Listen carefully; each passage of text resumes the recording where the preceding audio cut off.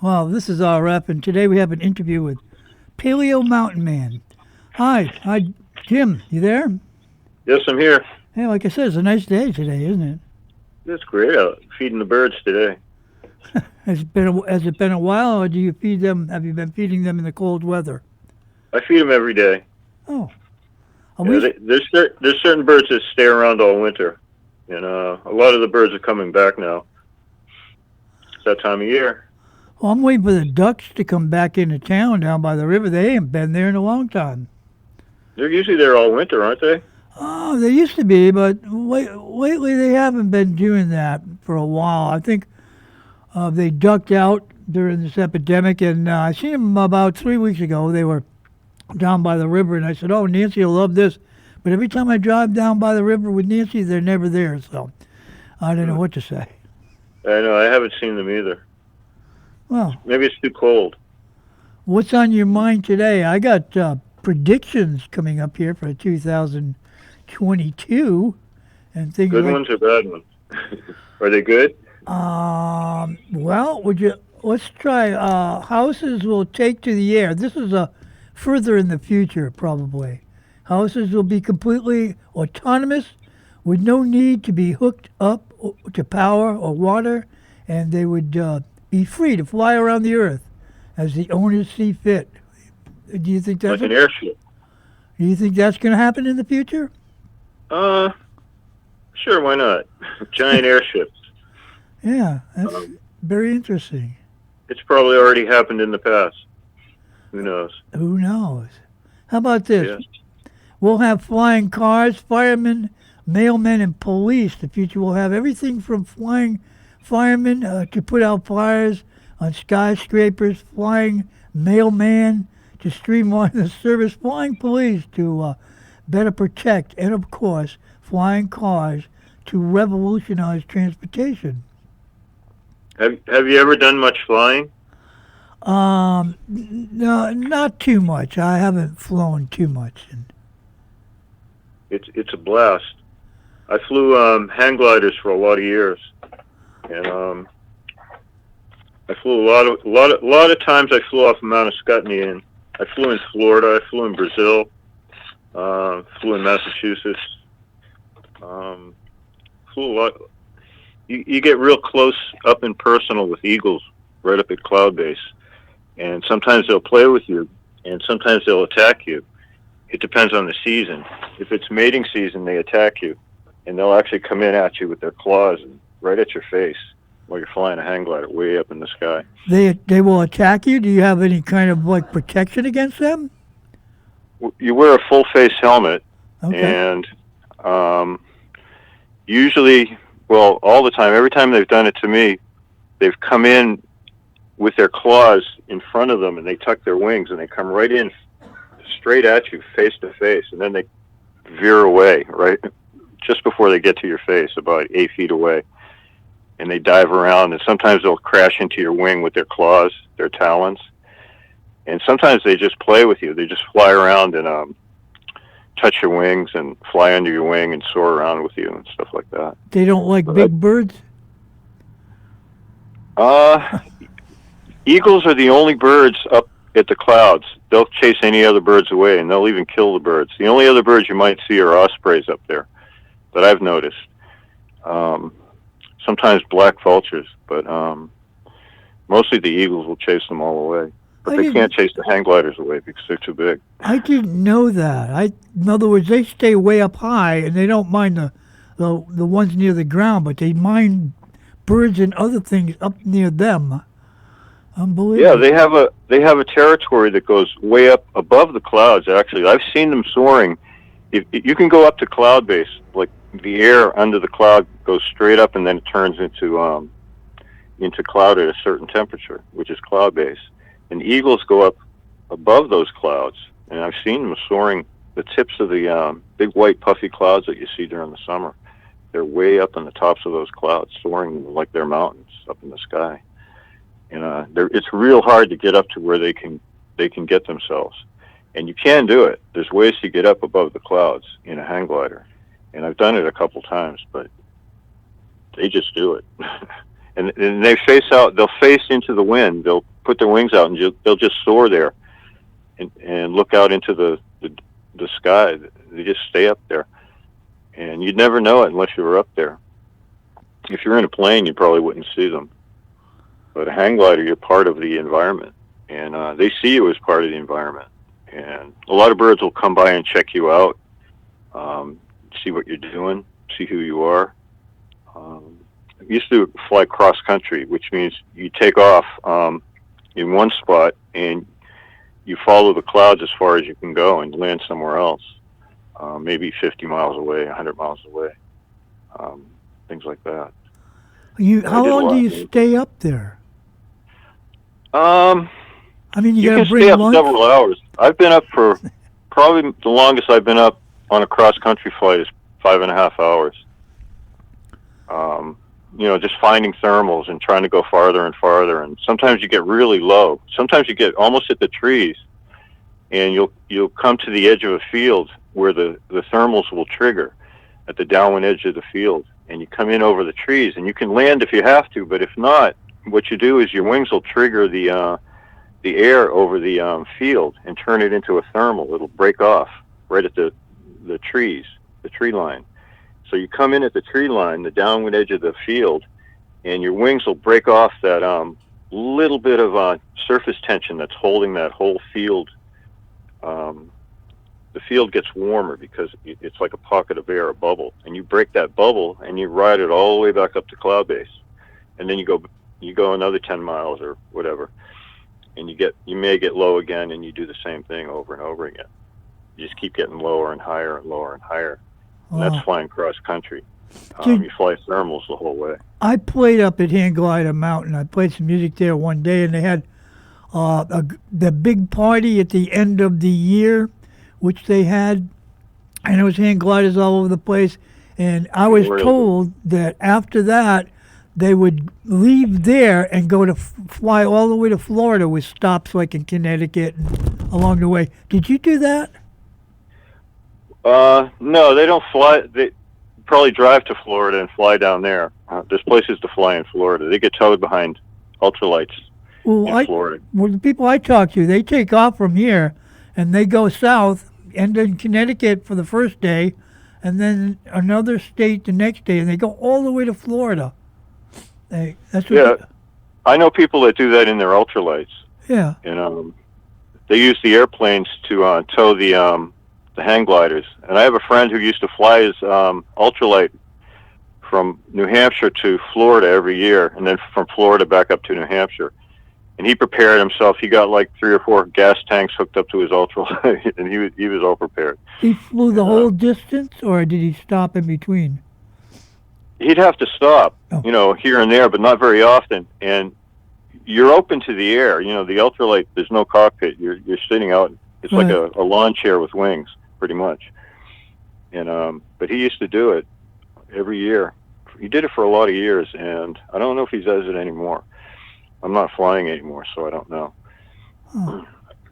Yeah, I haven't met him, but I've seen him at the hang glider hill taking hang gliders up for and releasing them. Yeah, great. Yeah. Well, that's what I used to do, and that was just a part of, I guess, growing up, learning how to fly. I'm part bird.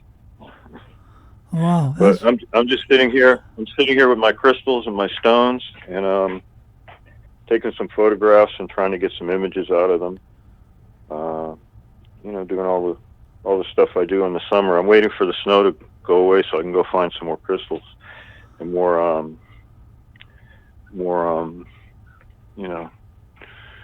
strange discoveries here in the woods. Well, you got to talk to Puxatawny Phil about that. Well, it's all melting right now. I think it's going to be. It's not going to be long. Well, he said 6 more weeks. Last week. That's not long. That's not you think too that's long? No. Considering what we just went through, how cold it was. my pipes froze in my house. It got so cold, the pipes froze, and I had to fix all the pipes in my house. Well, not all of them. Just a few of them. This year? Yeah. Oh wow. Yeah, it did get a Uh, little cold. yeah, about a few, not too long ago, 2 or 3 weeks ago, it got so cold that one of the pipes burst, and I had to replace it, put a different type of pipe in. Um, but it just got cold and cold and cold. And I'm at the top of a mountain, so I get the cold. Plus, it's even colder where I am because I'm up higher. Yeah, I noticed that. So don't you use electric heating tape around those pipes? Yeah, I do. I have the wires that you put around the pipes. Yeah, You and know, that didn't work. it got real cold. It got real cold. It was 20 below up here. Wow. Yeah, it was that cold for it, and it stayed that way for maybe 3 or 4 days. It stayed really cold. It didn't get above zero, which is what does it. I get my water from a well. It comes about 50 feet to the house under the ground, and it got so cold that if I didn't keep it running, it would have froze. So I had to keep the water running for a few days. But it worked out. Everything's fine. Yeah. Just that one pipe and fixed that, and everything worked out. And this is going to be a good year because it just is. We're going to grow a lot of food up here, a lot of vegetables, Oh, great. and put some trees in, things like that. It's going to be a good year.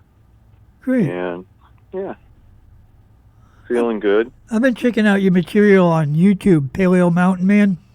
Mm-hmm. Yeah, that's interesting. You got some interesting songs there. What songs you got up there? Something to do with baseball, and then you got Cowboys. Don't leave their babies behind. What's that? A new one? That's it's songs that I've written. I write original songs, and I post them on my channel, Paleo Mountain Man, and I post the rocks I find. I post the artwork that I do. I'm an artist, a poet. I post the poetry. I play music, and I write music also, and I sing and perform it on my channel. And people like the music. It's all original, and I do a style of guitar that you don't hear very often, I guess. They're not professional recordings. They're just what I do. And if you look on my channel, though, on the videos, and if you look on the community pages, you'll see a lot of photographs of the stones that I find and the images in the stones up here. Well, lately I was into the poetry that you wrote. Yeah, I do a lot of poetry, and I've done poetry since 1989, and it's almost a channeling. I channel poetry. If you read it, you'll understand why it's channeling. It sort of connects to an ancient wisdom. I hadn't get that far. I got as far as there's a lot of love in there, but I hadn't connected it to ancient wisdom. I guess I haven't written enough, or I haven't read enough of it yet. I'll have to check it out again.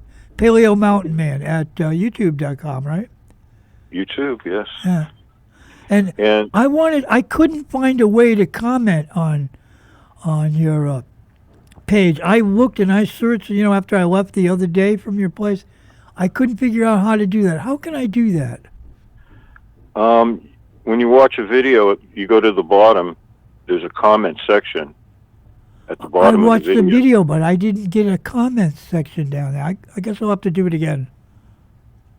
Yeah. Well, next time you're up here, we'll look at it. Yeah. Yeah, you can comment. And my channel is probably the only one like it on YouTube. There's no other channel like my channel. I started out by doing the stone walls here on the property.